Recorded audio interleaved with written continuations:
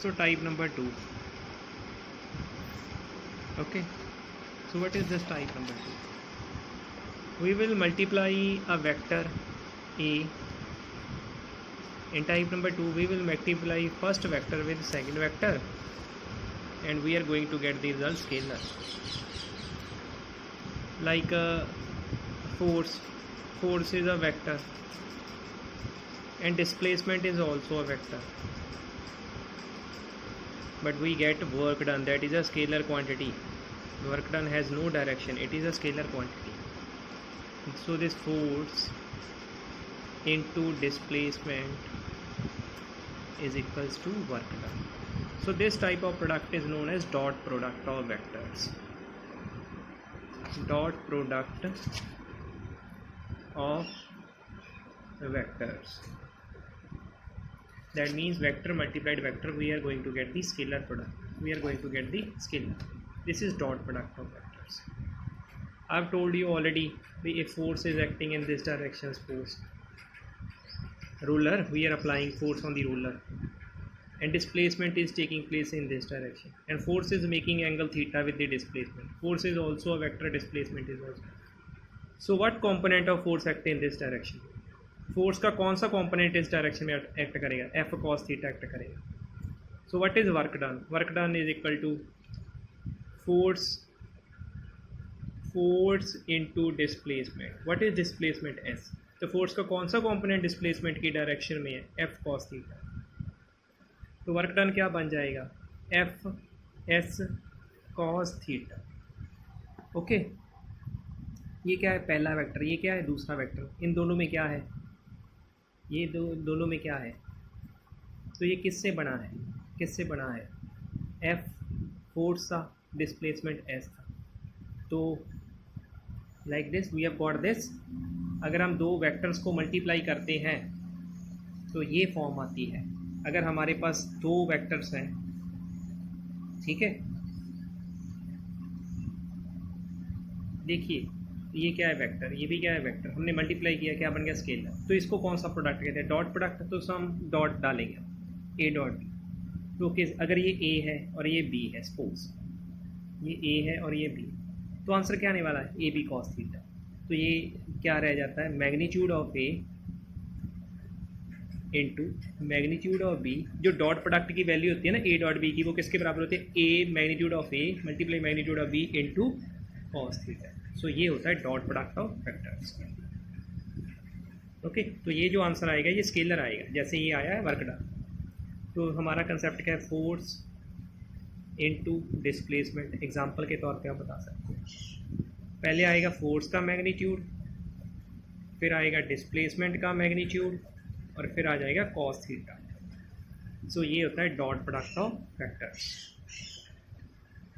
Dot product में क्या है? दो वेक्टर्स जब मतलब मल्टीप्लाई होते हैं तो तीसरा आंसर क्या आएगा? स्केलर. उसको डॉट प्रोडक्ट कहते हैं. ठीक है.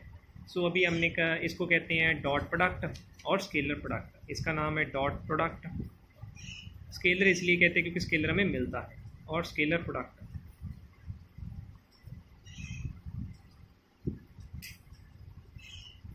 सो हमें अभी प्रॉपर्टीज़ करनी है स्केलर प्रोडक्ट की. Properties of scalar product. तो कौन सी फर्स्ट प्रॉपर्टी आने वाली है? सपोज हमें ए डॉट बी निकालना है, तो ए डॉट बी किसके इक्वल होगा? Magnitude of A magnitude of B, और उनके बीच में जो एंगल है cos theta.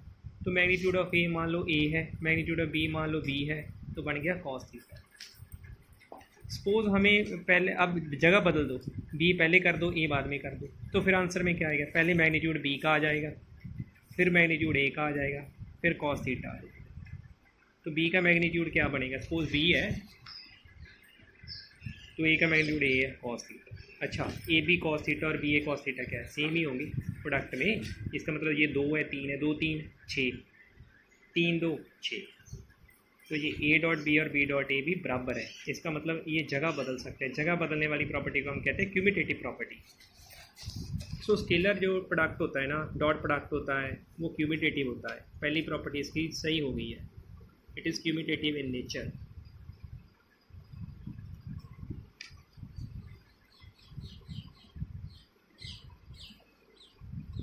So dot product commutative in nature होता है। अगला कंसेप्ट है, मान लो दो वेक्टर्स हैं, एक वेक्टर इधर है ए वेक्टर और एक वेक्टर इधर है बी, दोनों के बीच में 90 डिग्री है। Two vectors are perpendicular to each other, तब उनका डॉट प्रोडक्ट क्या होगा, निकालो ए डॉट बी। तो किसके बराबर होगा, magnitude of A magnitude of B, तो उनके बीच में जो एंगल है, मैग्नीट्यूड ऑफ ए मान लो ए ही है, मैग्नीट्यूड ऑफ बी मान लो बी है, तो कॉस एंगल कितना है 90, कॉस 90 की वैल्यू कितनी थी 0, तो 0 को ए बी से मल्टीप्लाई किया टोटल, तो डॉट प्रोडक्ट तब 0 हो जाएगा जब दो vector perpendicular to each other and then dot product is 0। This is second property, if two vectors are perpendicular to each other then the dot product is 0। So this is a concept. So third concept करना है। Third concept एक चीज़ होती है, इसका नाम याद करो पहले, orthogonal unit vectors. Unit vectors तो हम पढ़ आए हैं।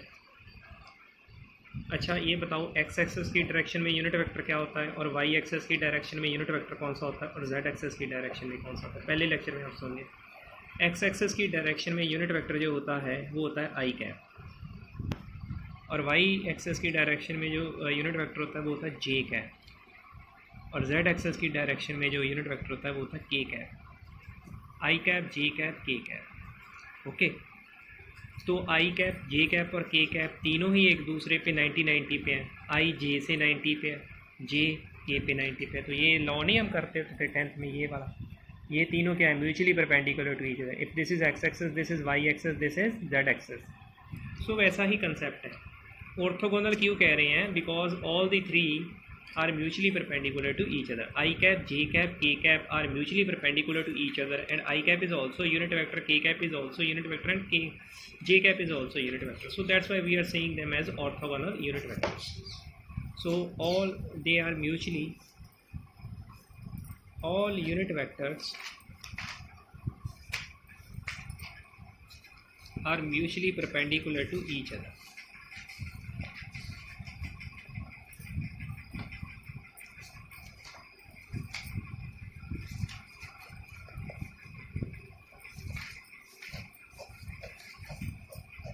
Okay, like this. सो अगर हम इस, मान लो ये एक वेक्टर ही है तो यूनिट वेक्टर है, तो वेक्टर ही है ना, ठीक है। अगर हम कह दें ये कोई ए वेक्टर है, ठीक है, ये वेक्टर है ना, तो इसका यूनिट वेक्टर क्या होगा, इतना ही होगा, यूनिट मैग्नीट्यूड डायरेक्शन वही होने वाली, तो हम इसको क्या कहेंगे, ए कैप। तो है तो वेक्टर ही है ना ये। ऐसे ही आई कैप भी एक वेक्टर है जिसकी वैल्यू 1 है, डायरेक्शन एक्स एक्सेस। जे कैप भी एक वेक्टर है जिसकी वैल्यू तो मैग्नीट्यूड तो 1 है, पर जो डायरेक्शन है वो वाई एक्सेस की है। सो अगर हम ये दो वेक्टर्स का डॉट प्रोडक्ट करें, आई का डॉट प्रोडक्ट करें किसके साथ, जे के साथ, तो पहले क्या आएगा, magnitude of I, okay, magnitude of J into angle between both. So I का मैग्नीट्यूड क्या है 1, क्योंकि यूनिट वेक्टर है, जे का मैग्नीट्यूड क्या है 1, ये भी यूनिट वेक्टर है, उन दोनों में एंगल कितना है 90, तो cos 90 की वैल्यू कितनी होती है 0 होती है, तो 0 होगा। अगर आई को जे से डॉट प्रोडक्ट करेंगे तो वैल्यू क्या आने वाली है 0। ये इंपॉर्टेंट पॉइंट है, नोट डाउन करो। आई कैप को हम अगर जे कैप से डॉट प्रोडक्ट करेंगे तो वो क्या आएगा 0। ऐसे ही अगर हम जे कैप को के से करेंगे, इन दोनों में भी एंगल कितना है 0, ठीक है। अगर आई को हम के से करेंगे तब भी 0 आने वाला, जे को के से करेंगे तब भी 0 आने वाला, सेम वे, ठीक है। अगर हम आई को किसी भी डिफरेंट वेक्टर यूनिट वेक्टर से करेंगे वो तो 0 ही आने वाला है। अब आई को आई से करके देखते हैं, मान लो, ठीक है, हम एक वेक्टर को उससे भी मल्टीप्लाई कर ही सकते हैं खुद से, तो वैसे कर रहे हैं, ठीक है।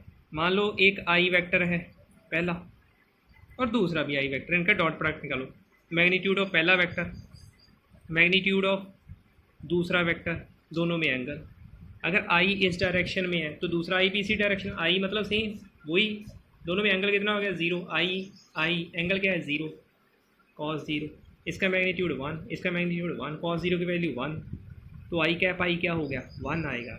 Dot product of I unit vector into I unit vector is 1। तो ये इंपॉर्टेंट पॉइंट नोट डाउन करो, जो डॉट प्रोडक्ट होगा यूनिट वेक्टर का आई के साथ 1 होगा, जे का जे के साथ 1 होगा, के कैप का के कैप के साथ 1 होगा। अगर हम मान लो 2 आई कैप को 3 जे कैप से डॉट प्रोडक्ट करेंगे तो उसमें ये क्या आने वाला है, आई कैप इंटू आई कैप 1 आने वाला है, जे कैप इंटू जे कैप 1 आने वाला है, के कैप इंटू के कैप 1 आने वाला है। इसको हम यूज़ करेंगे। आई को कभी भी हम अगर जे से डॉट प्रोडक्ट करेंगे तो वो 0 हो जाएगा, ठीक है। तो ऐसे करके अब इसको मैं करके दिखाऊंगा, इस चीज़ को नोट डाउन कर लो, ये बहुत इंपॉर्टेंट पॉइंट है, ये बहुत इंपॉर्टेंट ये बात। अभी हम इसको यूज़ करेंगे एग्जांपल में, क्वेश्चन लेके दिखाता हूँ भी हम इसको कैसे प्रोडक्ट करें। अगर हम डॉट प्रोडक्ट निकालेंगे वी नीड दिस, बिकॉज हमें वेक्टर तो तीनों क्वांटिटीज़ में दिया होगा, तो हमें वेक्टर तो ऐसे लिख के आया होगा ना, जैसे हम बता दें भाई कोई वेक्टर लिख के आया है, ऐसे लिखे आया होगा हमें वेक्टर। हम जब आई कैप को आई कैप से डॉट प्रोडक्ट करेंगे क्या आंसर आएगा, तो यहीं से पता लगेगा कि आई कैप को आई कैप से डॉट प्रोडक्ट करेंगे तो आंसर क्या आएगा, 1 आएगा। तो एग्जाम्पल लिखते हैं ठीक, डॉट प्रोडक्ट आपको समझाने के लिए एक क्वेश्चन लेता हूँ डॉट प्रोडक्ट का। एक पहला वेक्टर है ए वेक्टर, उन्होंने दिया है 2 आई कैप प्लस 3 जे कैप, मान इतना ही दिया है, की कैप है ही नहीं है। एक वेक्टर और दिया है बी कैप 4 आई कैप प्लस 5 जे कैप, ओके। तो वो कह रहा है इसका डॉट प्रोडक्ट निकालो, ए डॉट बी निकालो, ओके।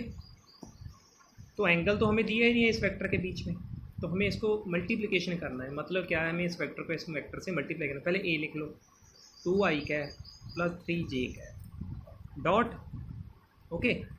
4 इधर फिर बी लिख लो 4 आई कैप प्लस 5 जे कैप। सो ये पहला है, पीछे में क्या है डॉट, तो ऐसे मल्टीप्लाई करते थे पहले को पहले से, तो 2 4 जा 8। अब ये क्या है, इसके बीच भी आई कैप है और इसके पीछे आई डॉट आई रह जाएगा, आई कैप डॉट आई, 2 4 से हो जाएगा और आई से हो जाएगा। आगे क्या आ गया प्लस। अब 2 आई कैप किससे मल्टीप्लाई होगा, 5 जे कैप से, 2 5 जा 10 और आई डॉट जे, समझाए ऐसे, प्लस। अब इसको करना है 3 जे कैप को 4 आई कैप से, 3 4 जा 12 और जे कैप को आप किससे करेंगे, आई कैप से, डॉट तो लिखना ही है बीच में, प्लस।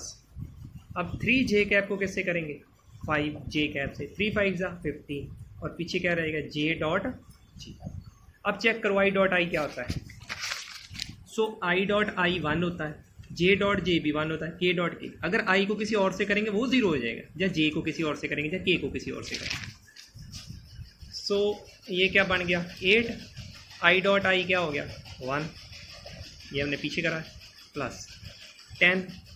अगर आई को जे से किसी और से करेंगे वो क्या होगा 0, प्लस अभी अभी किया है 12 इंटू जे को किसी आई से करेंगे तो वो तो 0 ही होगा, जे को जे से करेंगे तो 1 होगा, और 15 इंटू जे को जे से करेंगे क्या हो जाएगा 1 हो जाएगा, ये भी 0 होगी, ये भी 0 होगी। 15 और 8 कितने हो गए हैं 23। So this is the answer of dot product of A plus B. So this is a dot product. तो डॉट प्रोडक्ट निकाल दिया, आंसर क्या आया है स्केलर, ये क्या था वेक्टर, ये भी क्या था वेक्टर, तो इसलिए तो ये डॉट प्रोडक्ट है। समझ आई, ऐसे करते हैं, बस आपको कंसेप्ट पता होना चाहिए कि हमें प्रोडक्ट करना कैसे। ये 3 फॉर्म में भी आ सकता है। एग्जांपल ट्राई करो एक, आप